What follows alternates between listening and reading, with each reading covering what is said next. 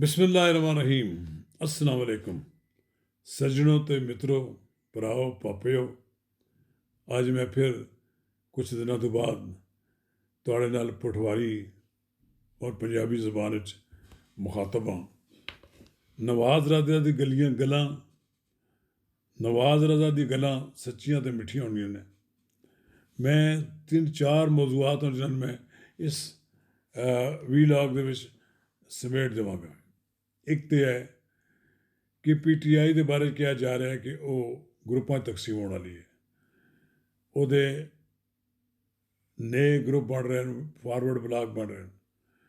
Forward block जिहड़ा भी बनाएगा वो खुदकुशी करेगा, क्योंकि फॉरवर्ड ब्लॉक ना पहले किसी का कदे कामयाब होया ना ये होएगा।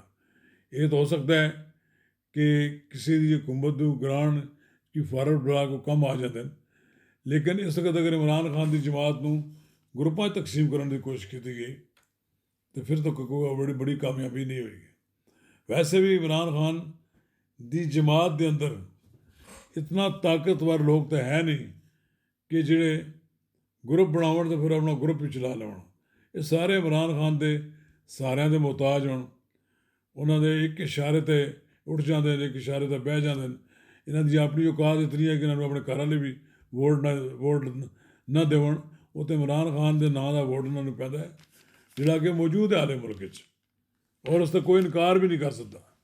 तो लगता मैं समझना कि फॉरवर्ड ब्लॉक वाला आइडिया जो है ना ये ड्रॉप हो जाएगा।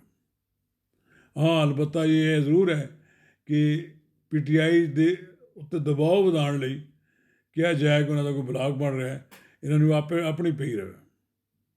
दूसरी गल ये है, कौमी सलामती की कमेटी के इजलास क्या कि दोबारा बुलाने वास्ते बिलावल भुट्टो जरदारी अपनी जिम्मेदारी लैने तक तैयारी की है, और हुकूमत ने भी जिम्मेदारी उन्होंने दे दी है कि साढ़े तरफ कोई शर्त नहीं है, उन्होंने बुला लो।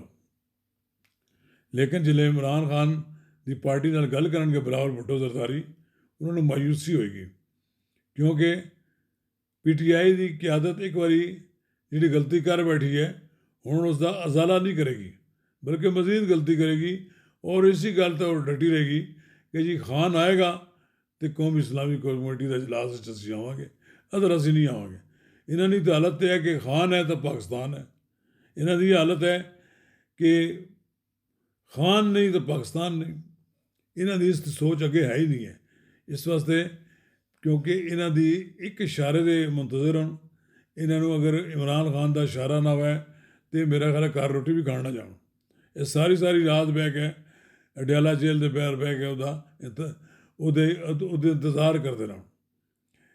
इन्हों की अपनी सियासत ही कोई नहीं। जिनी जमात जिन्होंने लोगों के हथ आ गई है वो ऐसे लोग हों कि वो कानून की अदालत खलो के तो बड़ी गल्लां कर सकते हैं, लेकिन सियासी मैदान जो नाकाम रहे। इमरान खान की रिहाई वास्ते कोई वड्डी मूवमेंट चला सके, इस हकीकत का उन्होंने पता होना चाहिए कि तहरीका चलन के पिछे कोई और हथ होंगे। इसलिए कोई ऐसा हथ नहीं है जोड़ा मौजूदा हुकूमत गिरावे।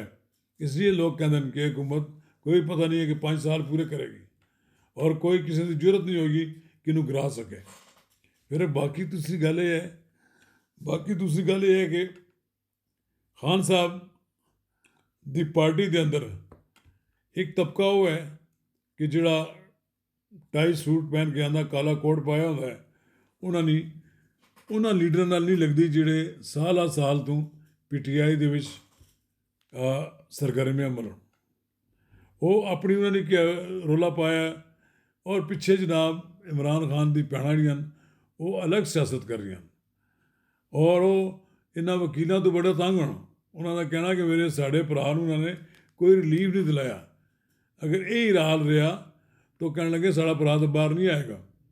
बुशरा बीबी की अलग सियासत है, वो अलग कमान कर रही है, लेकिन सारी टेंशन इस वक्त ये है कि इंतज़ामिया बुशरा बीबी और इमरान खान की मुलाकात नहीं होने दे रही। बुशरा बीबी नूं ये शिकायत है कि वो कानूनी तौर पर मुलाकात होनी चाहिए, वो भी नहीं मुलाकात कराई जा रही। ये वाकईतन एक टेंशन का मसला है। फिर इमरान खान को यह परेशानी भी है कि उन्होंने बेटिया नाल गल नहीं कराई जाती। ਇਸ ਦਾ ਮਤਲਬ ਹੈ ਕਿ ਇਹ ਵੀ ਇੱਕ ਉਹਨਾਂ ਦੇ ਵਾਸਤੇ ਪਰੇਸ਼ਾਨੀ ਦਾ ਇਜ਼ਾਫਾ ਕੀਤਾ ਜਾਂਦਾ ਹੈ। ਅਮਰੀਕਾ ਦੇ ਵਿੱਚ PTI ਦੇ ਲੋਕ ਬੜੇ ਸਰਗਰਮ ਹਨ।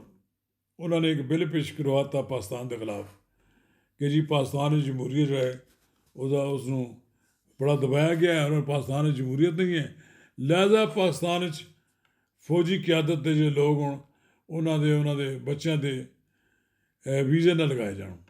ਇੰਤਹਾਈ ਬਹੁਤਾ ਕਿਸਮ ਦਾ ਇਹ ਬਿੱਲ ਹੈ। इस बिल की कोई वक़्त ही नहीं है।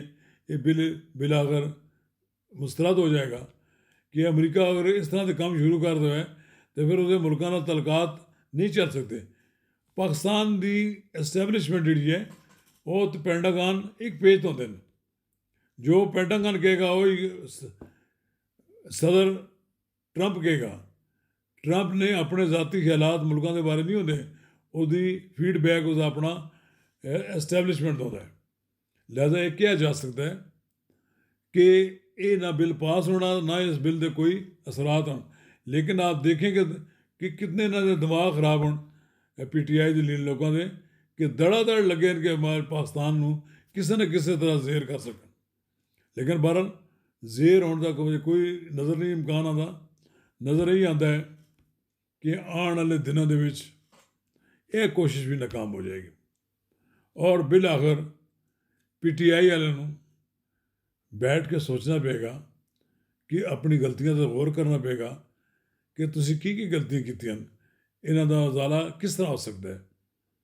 किसी सियाणे को ही पुछ लवन कि साड़ी जान किवें छुड़ सकती है, वो उन्होंने सही राह दस दिखा देगा, तो शायद उन्होंने जान छुड़ जाए।